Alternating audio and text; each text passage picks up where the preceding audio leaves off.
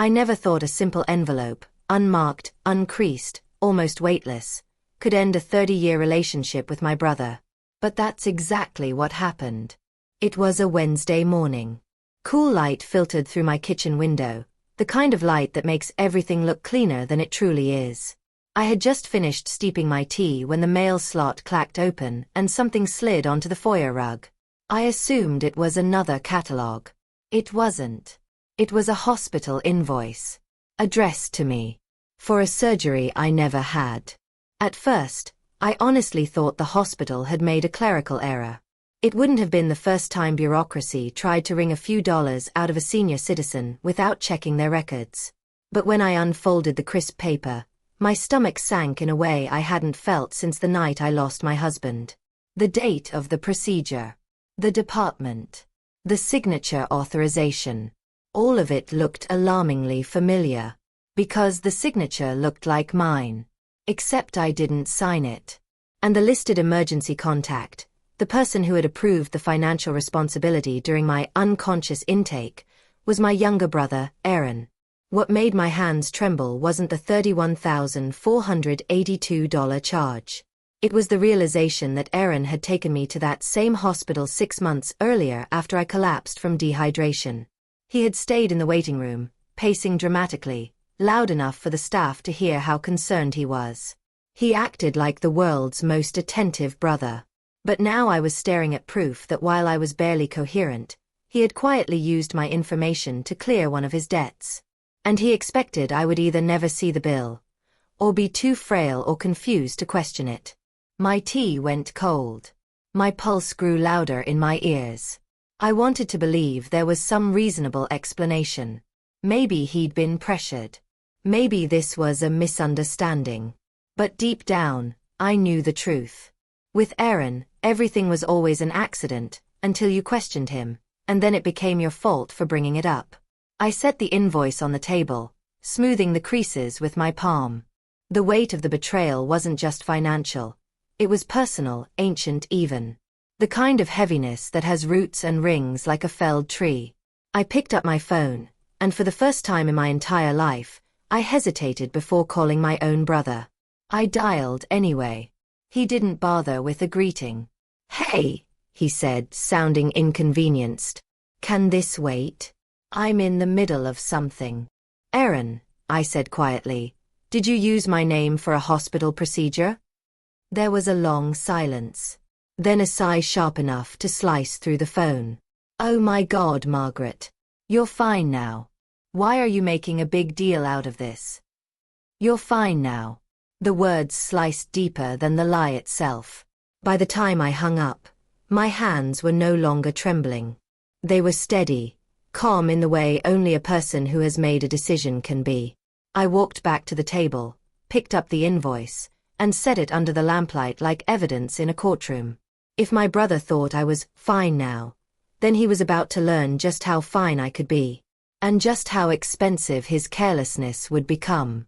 She calls a lawyer next, but what she uncovers is far worse. My name is Margaret Alston, and I am 65 years old. I've lived long enough to witness generosity turn to greed, charm turn to manipulation, and family bonds stretch so thin that they become almost transparent. But I've also lived long enough to learn how to stay calm when others expect panic, speak softly when others expect shouting, and gather evidence while others think I'm simply confused or forgetful. People tend to underestimate women my age. They mistake quiet for weakness, reflection for frailty, and patience for passivity. I learned, after my husband's long illness, that there is a kind of strength in watching before acting. A kind of power in listening to what people don't say. When Aaron told me I was fine now, as though my health scare were nothing more than a convenient story he could repurpose for his own financial mistakes, something inside me settled. Not broke. Settled. Like sediment in a glass of water. My life before all of this was simple in the best way. I spent my mornings tending to a small container garden on my balcony. Tomatoes, basil, a stubborn lavender plant that refuses to bloom. I read more than I spoke, walked more than I worried, and cherished the quiet I had earned after decades of caregiving. My retirement checks cover what I need, and I've always been mindful. My husband and I built a life on modest income but deep love. And when he passed 5 years ago, I didn't chase distraction. I let the grief move through me slowly, and eventually, I came out the other side shaped by it but not shattered. Aaron and I have always been different. He's 10 years younger, the baby of the family. The one my parents adored a little too openly. While I worked 2 jobs to help them keep the house, he moved from big idea to big idea, none of which lasted longer than a season. He has charm, a surface charm, just enough to make strangers trust him and enough to make family ashamed to admit they shouldn't. Still, I loved him. Still, I made excuses. Still, I tried to see the boy he once was instead of the man he kept becoming. But this, stealing my identity, using my medical emergency as an opportunity, this crossed into a territory I could not ignore. I made myself a promise years ago. If I ever had to confront wrongdoing, I would do it with facts, not fury. With documentation, not drama. So after I hung up on Aaron, I didn't yell. I didn't cry. I didn't call a friend to vent. I opened a folder on my laptop labeled Important Papers and began a new subfolder. Evidence, Aaron, medical fraud. My hands did not shake. My breath stayed steady. And I felt something I hadn't felt in a long time. Purpose. This wasn't just about the money. It was about dignity. And the truth has a price. Margaret seeks legal advice, but learns Aaron's deception may be deeper and older than she suspected. Family can be a tapestry woven from mismatched threads, some bright, some tattered, some knotted in places you can't quite untangle. My relationship with Aaron had always been a knot, one I kept trying to smooth no matter how often it tightened around me.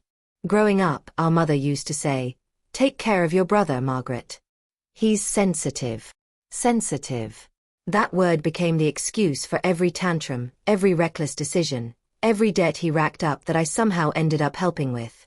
My parents believed that I, being the older sister, was responsible for guiding him toward adulthood. What they didn't realize was that he had no intention of arriving there. By the time I was 25 and newly married, Aaron was 15, already cultivating the charming helplessness that would carry him through life like a crutch he pretended not to lean on. My husband, God bless his steady heart, warned me early. "You can love him, Maggie, but don't let him make a job out of your compassion." I laughed him off then. I don't laugh about it now. When our mother passed, her will, small, plain, nothing fancy, left the house to both of us jointly. I assumed we would sell it and split the proceeds. Instead, Aaron convinced me to let him live there, temporarily. Temporarily turned into 3 years, and 3 years turned into a second mortgage I didn't authorize but somehow ended up paying half of. He always promised he'd make it up to me. When our father died a few years later, Aaron vanished for 2 days, only to return and ask whether Dad had left any policies that could help him get back on his feet. I remember the way he said it, like grief was just another bill that someone else should cover. Despite all of this, I stayed close. I told myself it was loyalty. In truth, it was habit. People often say that betrayal shocks them because they never saw it coming. I don't envy those people. They lived in comfort until the blow arrived. For me, the shock wasn't that Aaron deceived me. It was how he did it, using my own vulnerability, my own unconscious state, to lift a debt off his shoulders and place it on mine like a burden he believed I wouldn't even notice. And yet, a part of me still wanted to understand why. Why now? Why this? What had happened to him, if anything at all? Or was this simply who he had always been, finally stepping out of the shadows? As I stared at the glowing computer screen, organizing the first few pieces of evidence, I felt the old ache of family duty tug at me. The quiet, familiar whisper. "He's your brother. Don't ruin his life." But then another voice, steadier and far older, whispered back. "He counted on exactly that."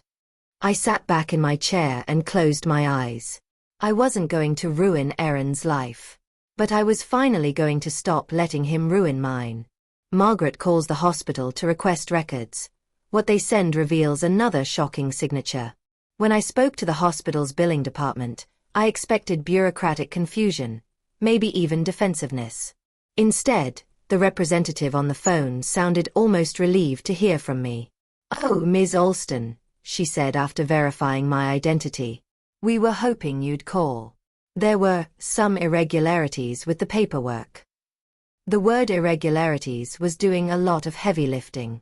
I asked her to explain. She told me, gently but firmly, that the hospital had been trying to contact me for months regarding financial responsibility for a patient named Aaron Alston who underwent a specialized outpatient procedure totaling $31,482. The blood in my arms felt like it thickened. Outpatient. I repeated. What kind of outpatient procedure costs $31,000? She listed the codes and descriptions: a nerve-related pain treatment, an imaging package, and several consultations. It wasn't emergency medicine. It wasn't life-saving. It was elective. And he had put it under my name. "Ms. Alston," she continued hesitantly, "we have the authorization form if you'd like a copy." I asked her to email it immediately. When it arrived, the world seemed to tilt. Not because the signature looked like mine. My brother had traced my signature plenty of times for small things when we were younger. No, what made my breath hitch was the date. The authorization form was signed the same afternoon I had been unconscious in a hospital bed 6 months earlier. He had left my bedside, walked to another department, and used my identity to wipe away his debt. While I lay hooked to 4 fluids, unaware of anything except the faint hum of machines, my brother had turned me into his financial mule. But that wasn't even the worst of it. Attached was a second document, a proof of address form. It stated that I lived with Aaron at my parents' former home, the same house he drove into foreclosure 5 years ago. In other words, he claimed I resided at an address that no longer existed, making it harder for the hospital to track me down. And he'd supplied a copy of my driver's license. Except I had never sent him a copy. He must have taken a photo of it at some point. Maybe during one of our holiday gatherings, when I left my purse in the living room. He always lingered there, pretending to tidy up. The betrayal was no longer a wound, it was a landscape. I printed the documents and placed them into my evidence folder. My phone buzzed. A text from Aaron. "Did you calm down yet? I told you, you're fine. Just drop it. Just drop it." Those 3 words landed with the precision of a blade. I understood then that he wasn't afraid of consequences because he didn't believe I would ever seek them. He thought my love for him was a leash. That my age made me harmless. That my gentleness meant I could be bullied into silence. He thought wrong. He had taken my name, my stability, my trust, and assumed I wouldn't know how to recover any of it. But I knew exactly what to do next. Go to the source. Get a lawyer. Follow the paperwork. Paperwork never lies. Even when people do. Margaret meets an attorney, who reveals this fraud may qualify as a criminal pattern. The attorney I chose was not the cheapest, nor the flashiest, but she came highly recommended by a retired neighbor who'd survived her own tangle of identity theft years earlier. Her name was Lydia Horn, a woman in her 70s with a voice like brushed steel. Smooth, strong, impossible to ignore. When I arrived at her office, she greeted me with a handshake and a gaze that assessed without judging. "Tell me everything," she said, and I did. Slowly, clearly, carefully. I laid out the invoice, the authorization form, the proof of address, and the text message. Lydia listened without interruption. Her pen tapped against her legal pad with a steady rhythm. When I finished, she slid her glasses down slightly and asked, "Ms. Alston, has your brother ever used your name before?" The question startled me. "No," I said. "Not to my knowledge." She nodded but didn't look convinced. "People who commit this kind of fraud," she explained, "rarely start with a single large incident. It's usually the culmination of smaller acts they got away with." She turned to her computer and began searching through publicly accessible databases, credit pulls, property records, liens. She was methodical, almost serene, as though she'd done this hundreds of times. Then her expression shifted. Not shock. Confirmation. Ms. Alston, she said quietly, your brother has listed you as a co-signer on a credit line. My breath caught. I've never signed anything for him. I know. She angled the screen toward me. There it was. My name. My supposed signature. A credit line of $18,000 opened 18 months ago. The balance was nearly maxed out. I've never even heard of this bank, I whispered. He likely applied online, Lydia said. They use digital forms. Easy to forge. I felt the room tighten around me, not like a trap, but like clarity. All the moments over the years when something felt off. All the times he asked to borrow minor documents. All the times he said, you don't need to worry about it, Maggie. They lined up in my memory like soldiers assembling for inspection. Lydia leaned back in her chair. This is not just a civil issue.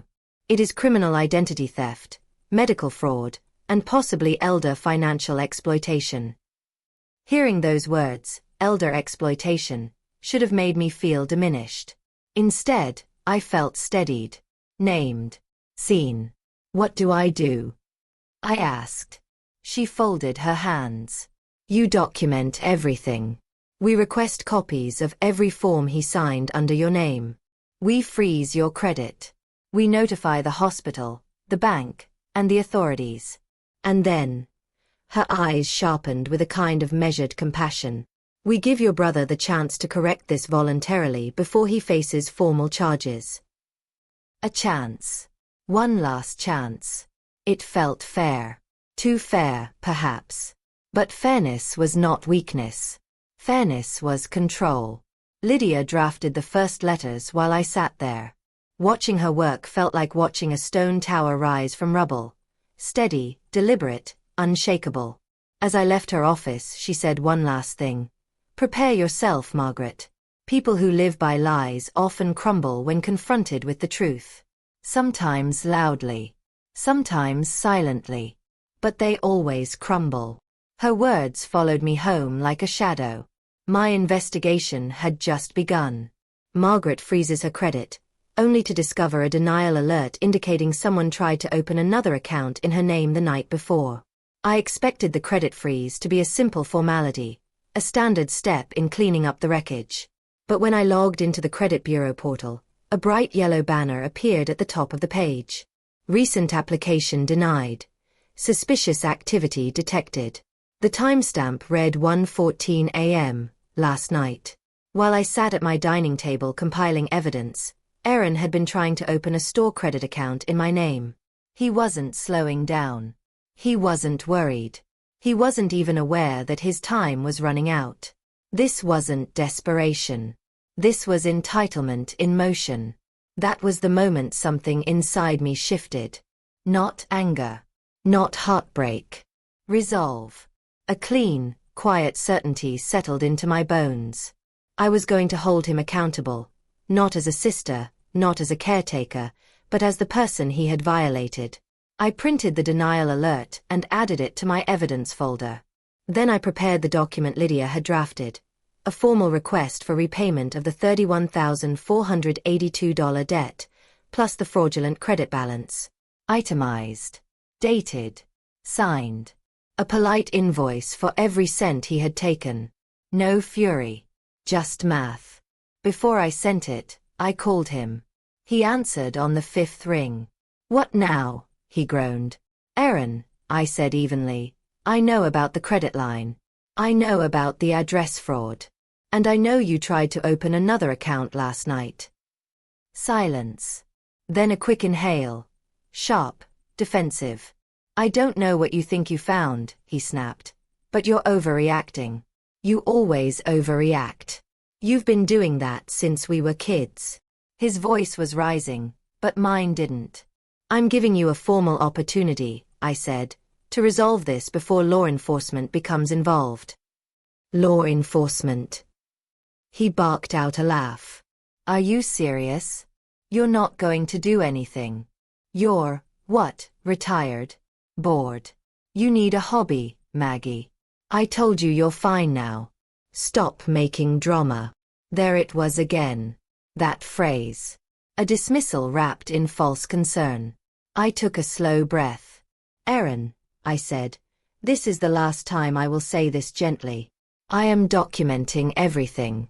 You can choose cooperation or consequence.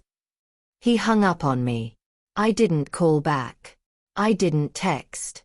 I didn't explain anything further. Instead, I mailed the formal invoice to him via certified letter. Signature required. The next day, the receipt notification came through. He had signed for it. He couldn't pretend he didn't know anymore. He couldn't hide behind misunderstanding or confusion. The line between us, once tangled with family obligation and softness, had become defined with legal clarity. And the moment I saw that signature, I felt a calm bloom inside me. A calm I hadn't felt in months. I was no longer reacting to Aaron's choices. I was making my own. And mine came with consequences. Aaron finally responds, but not to apologize. Instead, he shows up at Margaret's door, panicked, angry, and cornered. It was late afternoon when the pounding started. I had just finished watering my balcony plants when heavy fists began striking my front door. 3 quick blows, a pause, then 3 more. Aggressive. Uneven. Desperate. I didn't have to look through the peephole to know it was Aaron. When I opened the door, he stood there wild-eyed, sweating despite the cool weather, his hair disheveled as if he'd been pulling at it. He pushed past me without asking, pacing like an animal too large for the room. "You're ruining my life," he spat. I closed the door gently behind me. "No. Aaron. You did that." He whirled around. "You think I have $30,000 lying around? You think I can just pay that? You're supposed to help family. What is wrong with you?" "I did help family," I said evenly. "For 30 years. He flinched, just slightly, as though the truth singed. "I talked to someone," he said abruptly. "And they told me what you're doing counts as harassment. You can't threaten to sue your own brother."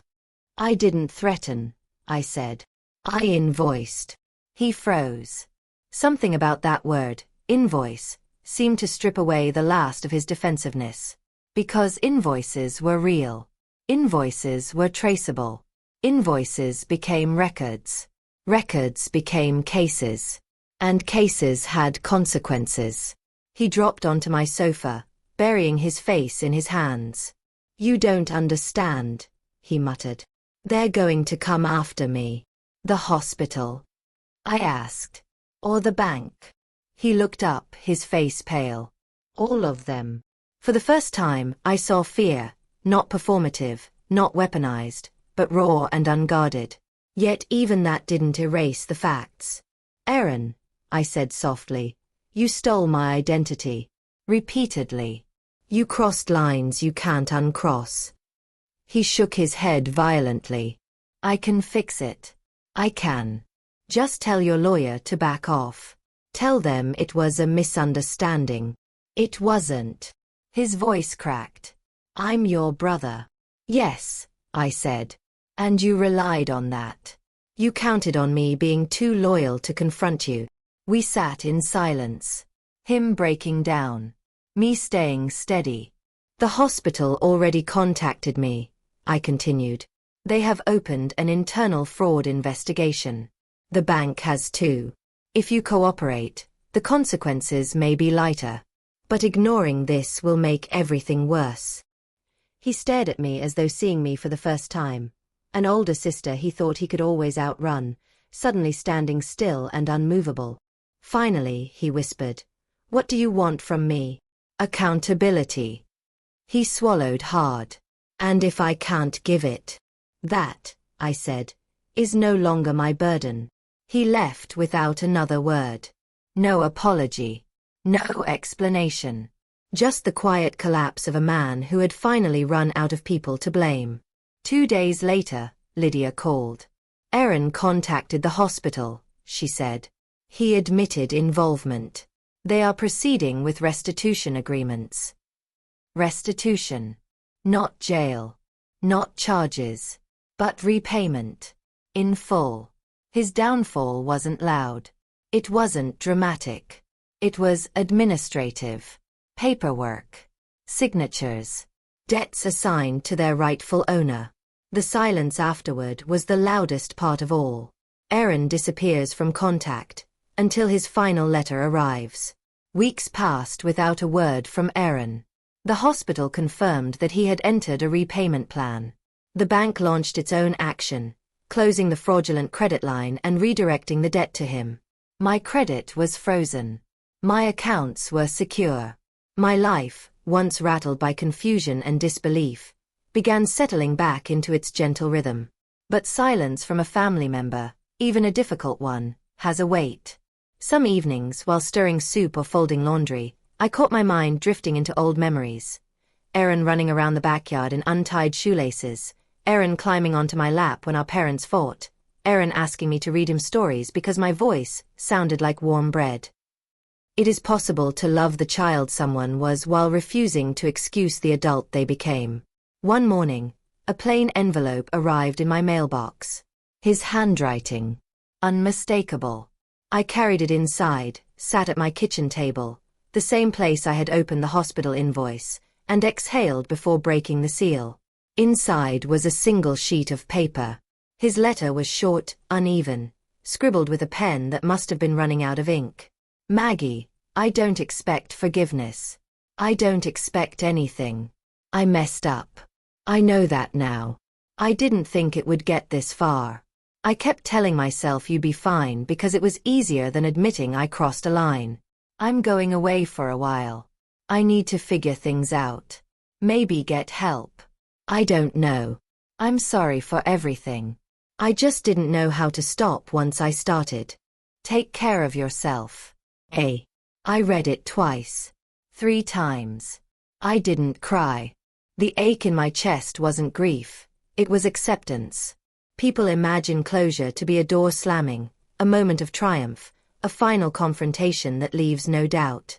But real closure is quieter. It's an exhale you didn't realize you'd been holding for years. I folded the letter, placed it in a drawer labeled Family Letters, and walked to my balcony.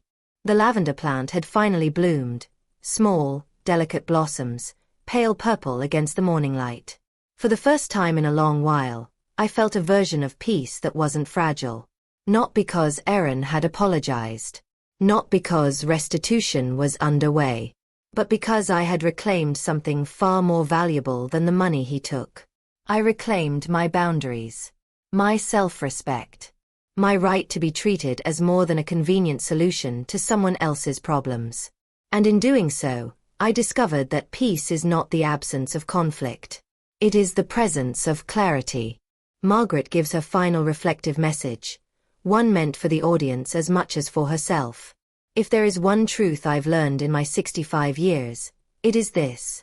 People show you who they are through patterns, not promises.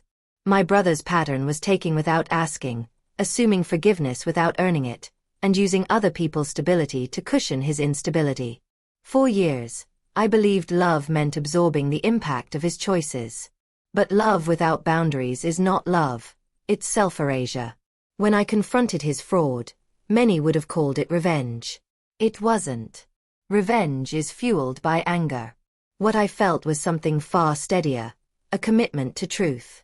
Ethical revenge, if one insists on the word, is not about destruction. It is about restoration. Putting responsibility back where it belongs. Allowing consequences to return to their rightful owner. When Aaron told me I was fine now, he meant it as a dismissal. A way to minimize what he'd done. But in the end, he was right. Just not in the way he intended. I am fine now. Fine because I faced the truth instead of cushioning it. Fine because I chose clarity over obligation. Fine because I learned that protecting someone from the consequences of their own actions is not kindness. It is participation. To anyone listening who has carried the quiet burden of a family member's manipulation or irresponsibility, I offer this. You do not owe your peace to someone else's chaos. You do not have to set yourself on fire to warm another person's coldness. And you are not cruel for refusing to be used. Accountability is not betrayal. Silence, however, often is. betrayal of yourself. When I sent Aaron the itemized invoice, it wasn't an act of malice. It was a mirror. And sometimes the most compassionate thing you can do is allow someone to see their reflection clearly. If they choose to change, that is their journey. If they choose not to, that is their burden. But either way, you have honored yourself. My life today is quiet. Not empty. Intentional. My days are filled with small comforts, steady routines, and the sweet relief of knowing that I no longer carry debts that were never mine. I hope Aaron finds a way to repair the wreckage of his choices. I hope he learns the value of honesty, of humility, of rebuilding.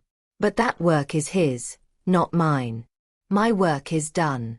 And if you find yourself at the edge of your own boundary, torn between loyalty and self-preservation, remember this. Letting someone face the truth isn't cruelty. It's the most dignified form of love you can offer yourself. And sometimes, the quietest justice is the most profound.